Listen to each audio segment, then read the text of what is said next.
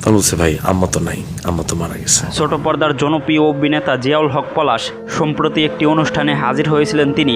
সেখানে জীবনের একটি হৃদয়স্পর্শী ঘটনা শেয়ার করেন পলাশ জানিয়েছেন, ঘটনাটি হলো 2020 সালের। হঠাৎ করে আমার ফেসবুক আইডি হ্যাক হয়ে যায়। 10-12 দিন পর একজন অমি ভাইকে মেসেজ দিয়ে বলেন পলাশ যখন সাথে থাকবে তখন যেন ভিডিও কল দেয়। তারপরে সেই লোকটা অডিও কলে আসে। খুব বেশি কিছু না বলে সে আইডি ফিরিয়ে দেওয়ার কথা বলে। কিছুক্ষণ পর মেন আইডি থেকে নক দেয়।